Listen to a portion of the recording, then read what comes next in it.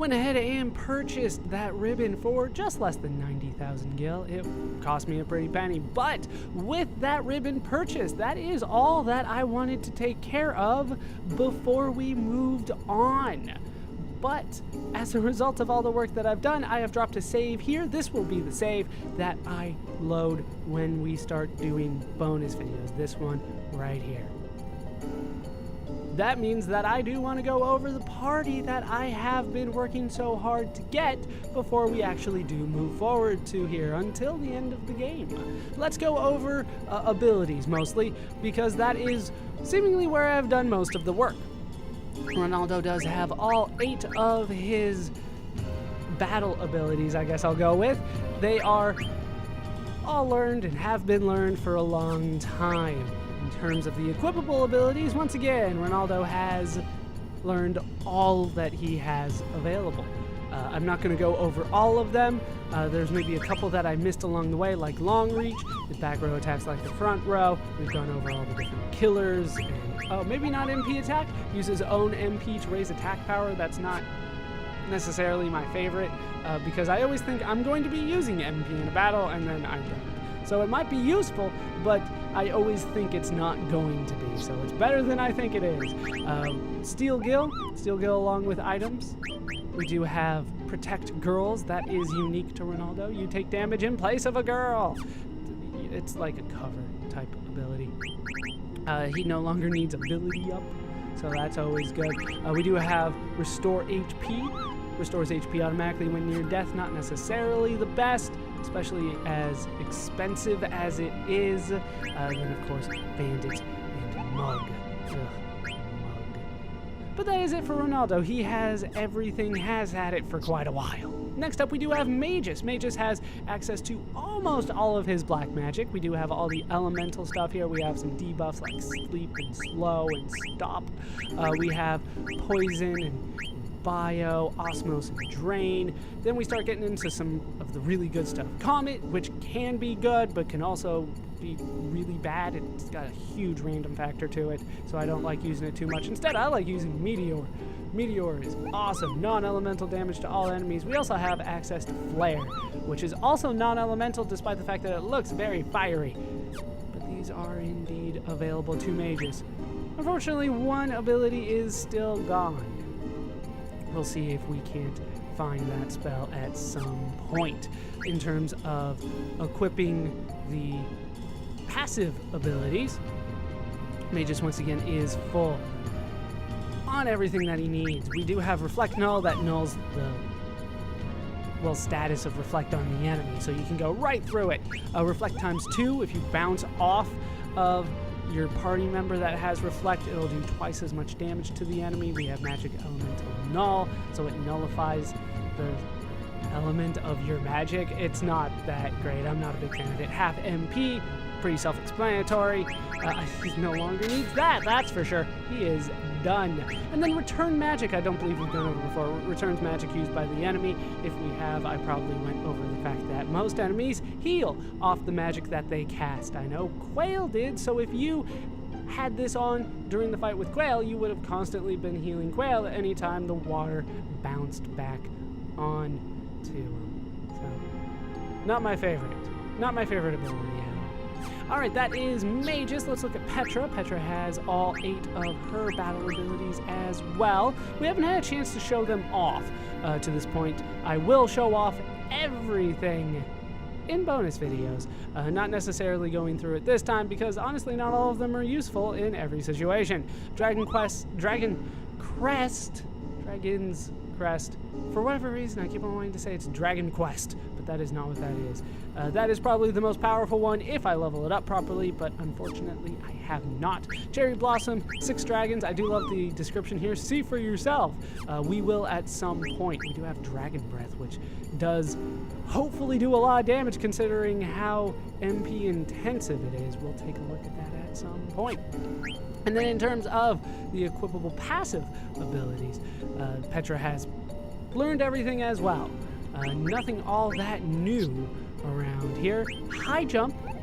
Jump higher to raise your jump attack power, as I'm sure you could have guessed. Outside of that, nothing all that new. I think we went over Eye for Eye, right? Raises your counter activation rate.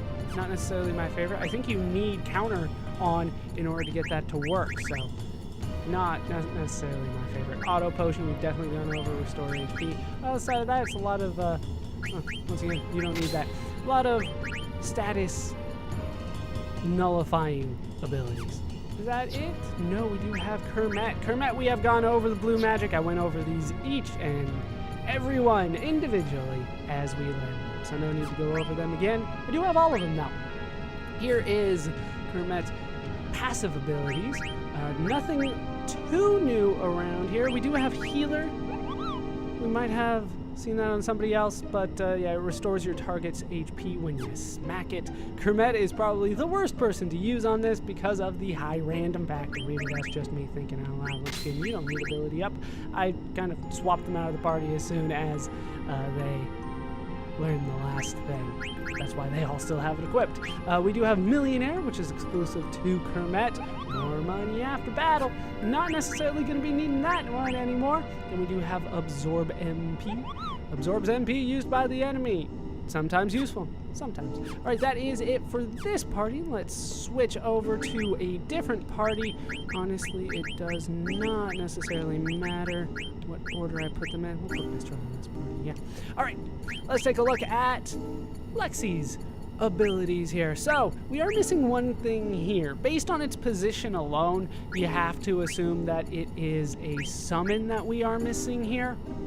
And it's probably one of the best summons in the game, which is probably why we don't have it yet. You know, considering it's through all of these summons, and then we get to the basic white magic on the other side. You have to assume it's another summon there. We have not necessarily seen all of these, but we have a pretty good knowledge of what these are going to do. Shiva is ice damage, Ifrit is fire damage, Rama is thunder, Atomos, that's kind of non-elemental.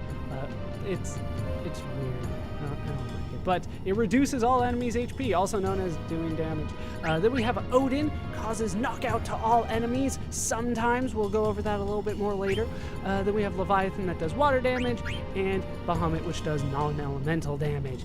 Do you like me some Bahamut? Once again, we will definitely be showing those off at, well, in the bonus videos.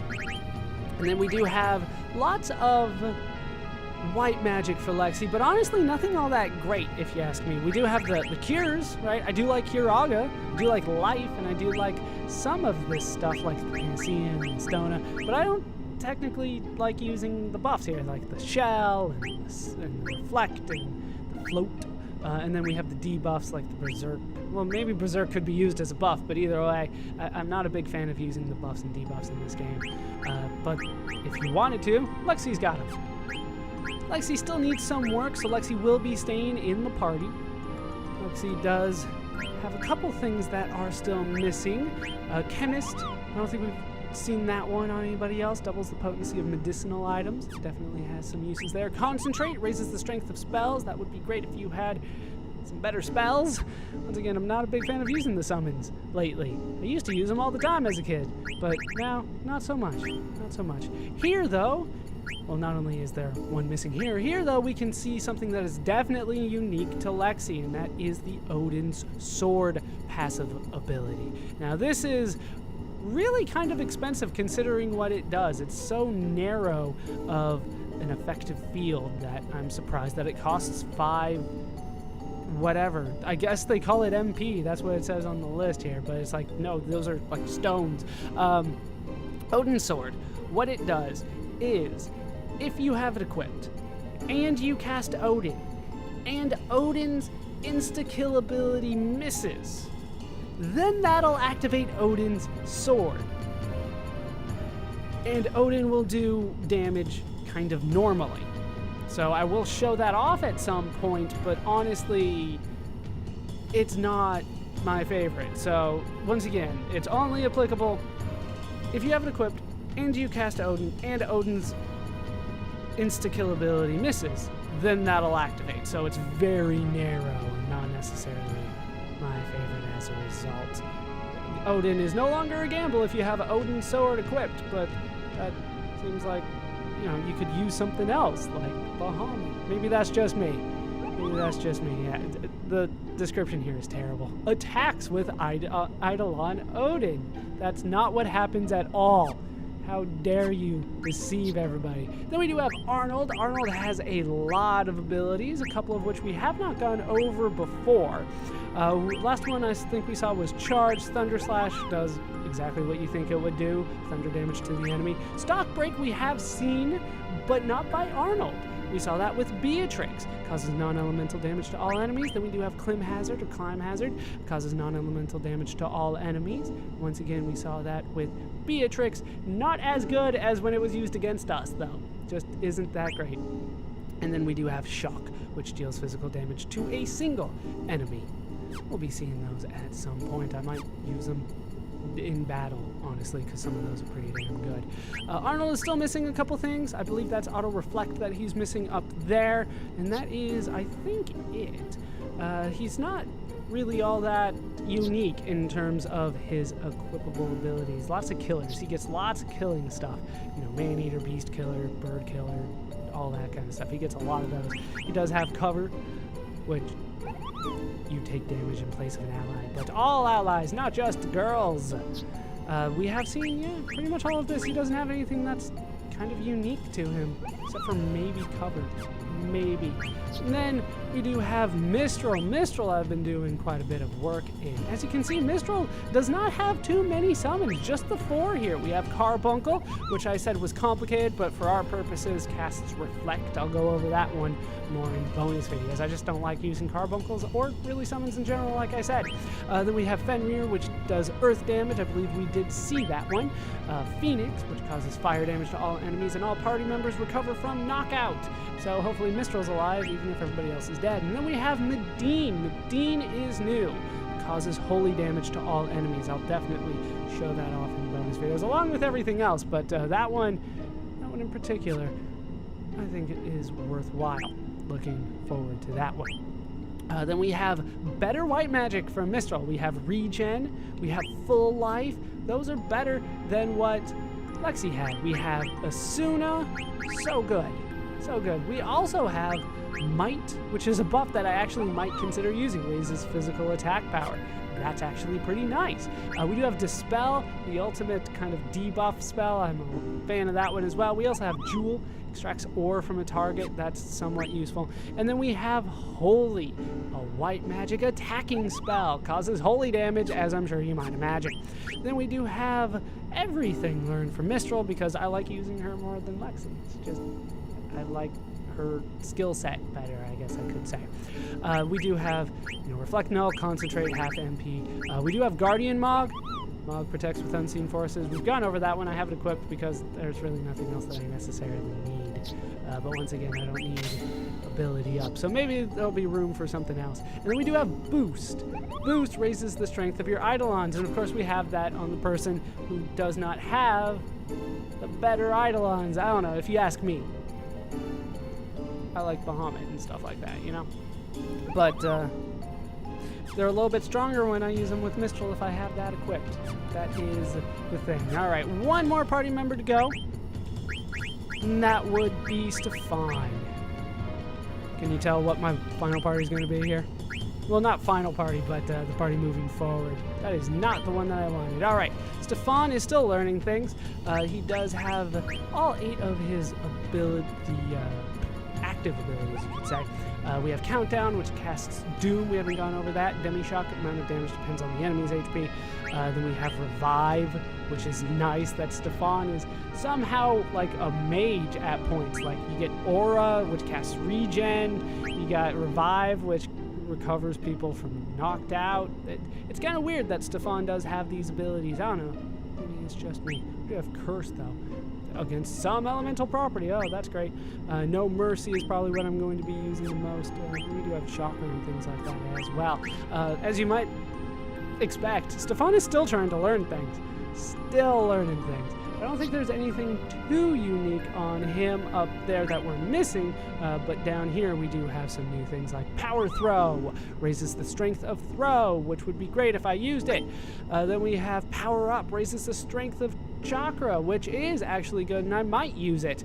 But outside of that, I don't think there's all that much. We do have cover on him. He's not good for cover. He doesn't have that kind of HP.